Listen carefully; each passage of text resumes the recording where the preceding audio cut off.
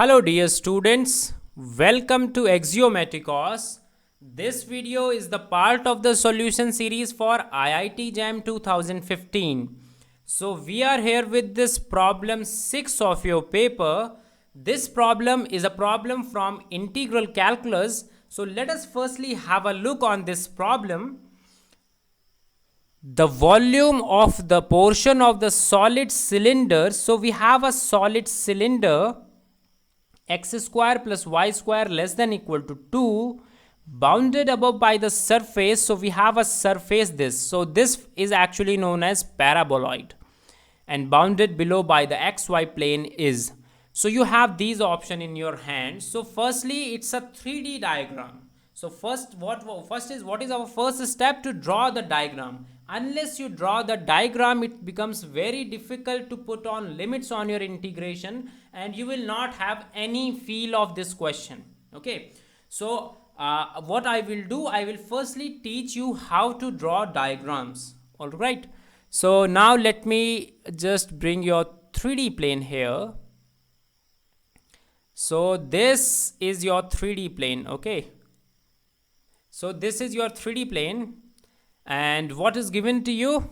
It's given to you that you have two equations. First one is x square plus y square is less than equal to 2, and z is equal to x square plus y square. And it is given to you that you are above xy plane. What is the meaning of above xy plane? It has a simple meaning that z is greater than equal to 0. So this is what? Solid cylinder. This is, I should write cylinder also. This is paraboloid, and this is your xy plane. All right, now see, it's given to you that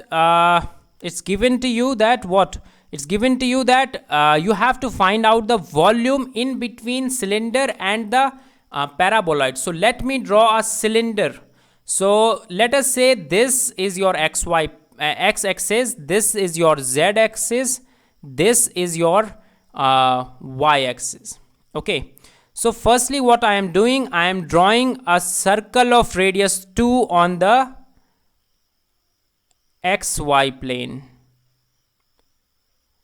So this is how your circle will look like on the xy plane. Now since it's a 3D diagram, so it will not be a circle, it will be a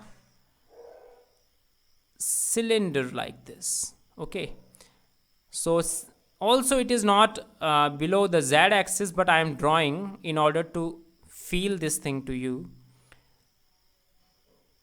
So now are you getting a feel of cylinder or not? So this is your solid cylinder that is given to you. All right, now you have to draw paraboloid. So paraboloid looks like this.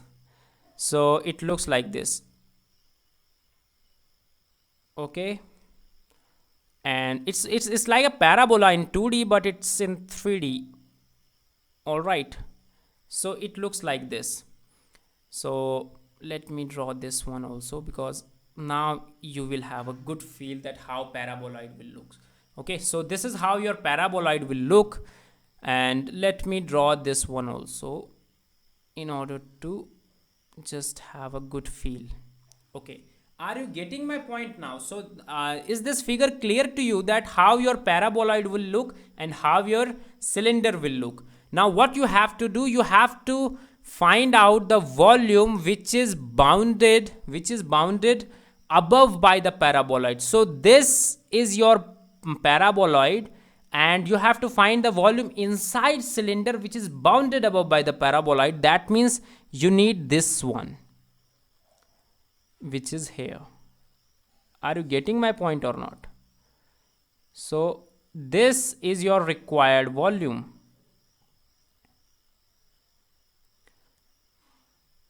Are you getting my point? So I am taking so much time in drawing just this figure, because this is the most important figure.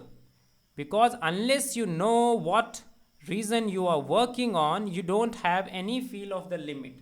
So on this will be your region on which you have to find out the volume. All right, so now let us come to your integration part. always we have to do with that. So integration. Okay, so firstly what we need to find out this point of intersection, this.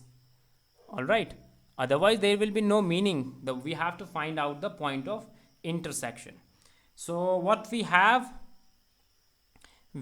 z is equal to x square plus y square, and we have x square plus y square is equal to 2, right?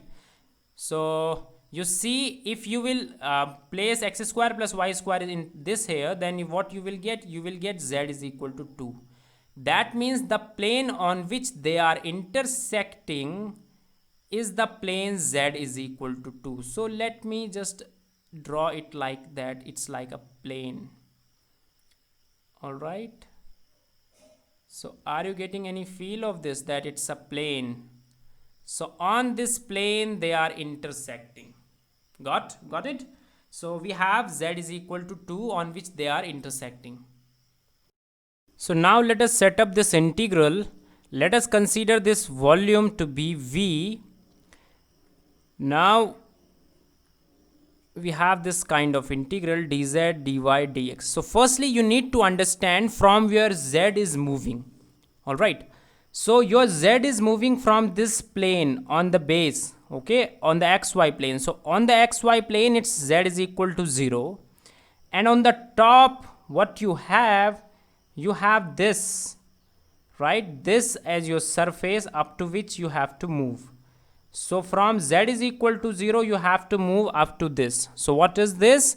This is 0 to x square plus y square, right? So what will be the integral? Integral will be x square plus y square dy dx. Now what you have to do, the surface that you have to find out its projection on the xy plane. Now see this thing, that if you try to find out its projection on the base, then what will matter?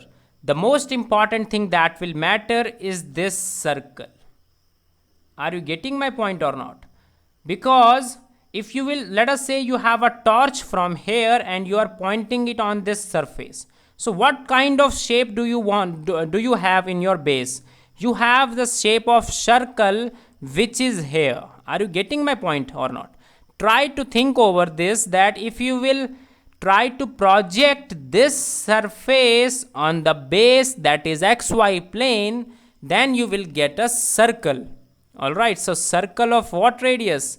Circle of the radius which is the intersection of these two figures, that is the cylinder and the paraboloid, the intersection. So what is the value of z here? The value of z here is 2. That means what circle? You have x square plus y square is equal to 2. So that's a circle, and for a circle you know a general substitution, that you can put x is equal to r cos theta, y is equal to r sin theta, and you know that for this substitution you have dy by dx is equal to r dr d theta. All right, so now what will you have now? You will have this r square dot r dr d theta. Now your r is from 0 to root 2, because the value of r is root 2, and you are from 0 to 2 pi, right?